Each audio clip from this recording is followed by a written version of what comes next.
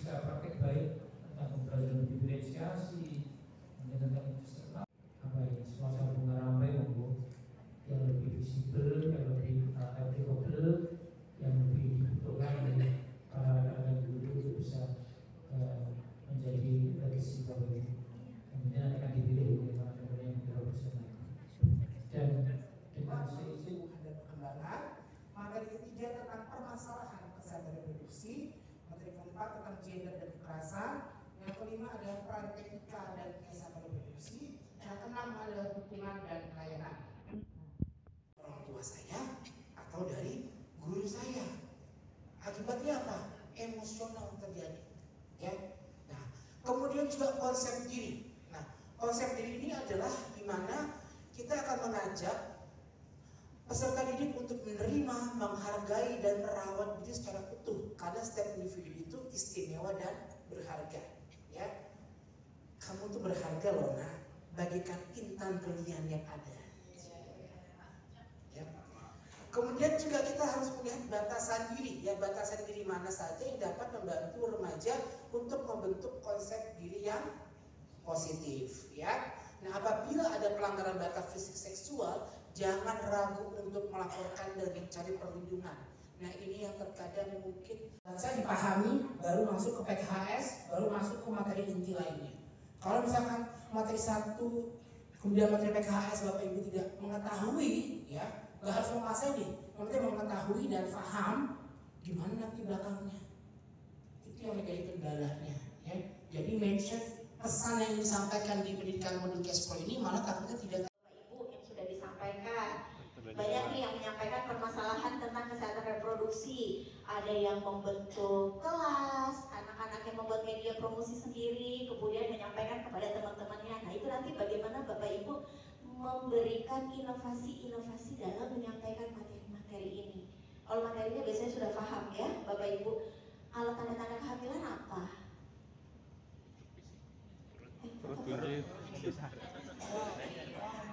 Muntah ya. Yang pertama pasti aspeknya dia positif. Karena kalau mau muntah saya suka nih, misalnya tiba-tiba pagi-pagi mual. Ternyata enak juga, besoknya nyoba lagi keterusan ya Pak ya. Kemudian akhirnya menyebabkan ketergantungan atau ketagihan. Dampaknya apa? Gimana cara bawain ya Pak? Pakai apa?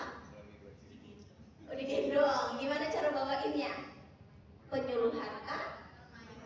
Bermain peran. Contoh permainan peran yang Bapak lakukan apa Pak? Samson Delila sama? Harimau. Harimau. Oke, terus diapain Samson Delila sama harimau? Diaduk. Diaduk. Gimana itu? Alurnya bagaimana? Ada Samson, Delila, harimau. Bagian peran. Kalah sama Delila. Uh-huh. Delila kalah sama harimau. Harimau kalah sama Samson. Oke, bagus. Terus apa maknanya Pak dari permainan itu? Maknanya apa tadi? Bahwa yang cara ada peran buat itu belum tentu kuat.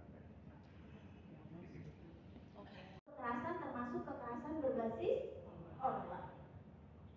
Nah, kalau mereka mengalami suatu tindak kekerasan, macam-macam ya Bapak Ibu, kekerasan apa aja? Fisik, seksual, psikis, verbal ya. Ekonomi contohnya gimana? Intoleransi. Dipalakin ya. Oke, diminta pulsa ya, dipalakin. Nah, itu mereka bisa segera melakukan tindakan apa? Kita jargonnya namanya terlapor, yaitu teriak, lari, lapor. Jadi remajanya ingat, oh saya kalau mengalami kekerasan dengan poin-poin ini, saya harus terlapor. Yang pertama saya harus teriak, lari, kemudian lapor. Lapornya kemana?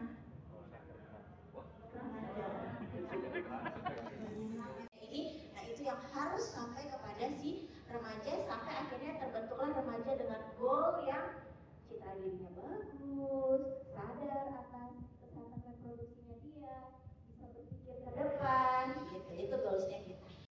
Kita bisa mempersepsikan kondisi yang sedang kita hadapi saat ini dengan baik. Ya, jadi kadang kan ada kita yang nggak ngerti apa sebetulnya yang terjadi pada diri aku saat ini ya. Nah, itu kalau udah gitu mungkin mental kita lagi nggak baik. Tapi kalau kita paham, ya masalah ya. Biasanya kita ada keseimbangan dan bersikap modern nabrak-nabrak sesuatu yang menantang ya, jadi yang tidak sesuai dengan kemampuan kita dari lantai 3 sekolahnya ya. Jadi itu kadang yang merasa udah putus asa, gue ngomong apa aja nggak dipercaya sama bapakku, sama ibu tiriku gitu. Jadi karena memang dia dari kecil sama mamahnya, karena divorce ya orang tuanya. Udah setelah itu saya bilang, ya udah dokter,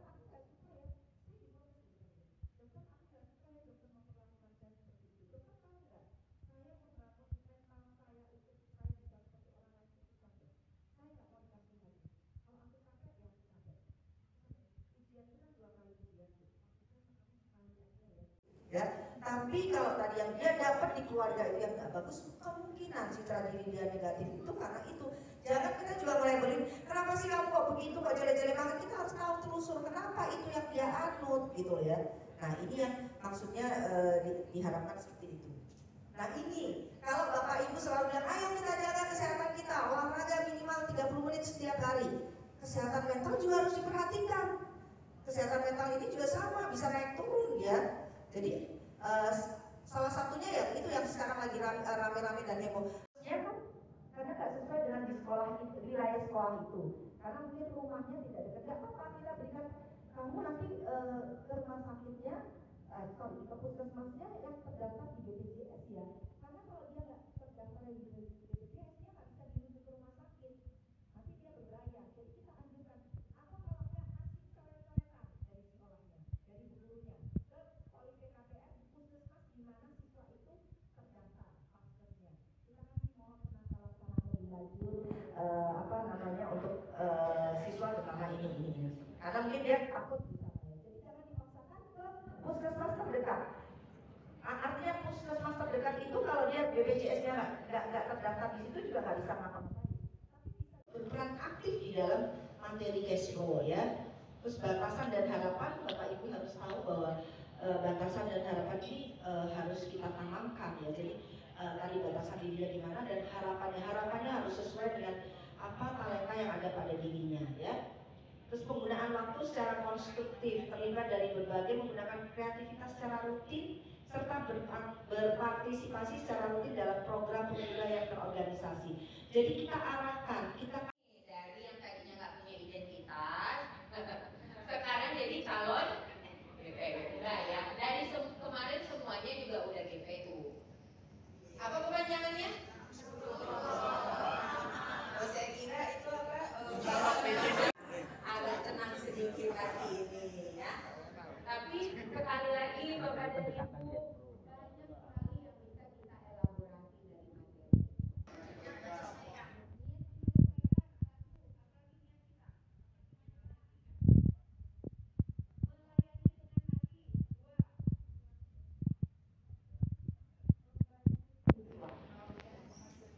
Memberikan informasi yang benar. Semua itu juga berbeda.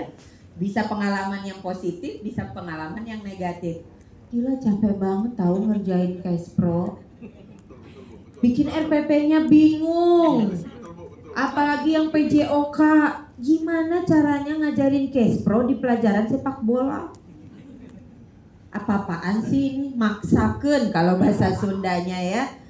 Maksain banget sih ini, nggak nyambung tapi harus. Belum Pak Tarma nagih aja laporan ya kan. Mana tagihannya Bapak dan Ibu, mana tagihannya diingetin bahkan sampai keluar itu list daftar nama. Nah, apakah kemudian kesan itu menjadi beban atau menjadi sebuah hal yang menyenangkan? Itu semua kembali kepada Bapak dan Ibu. Kolaborasi yang Ibu rasakan, mendobrak tabu yang Bapak rasakan, pengen nggak dibagi kepada guru-guru yang lain? Untuk Bapak dan Ibu mengasah diri sendiri. Pembelajaran yang sesungguhnya terjadi di sekolah Bapak dan Ibu masing-masing ketika proses pembelajaran berlangsung ketika melaksanakan RTL.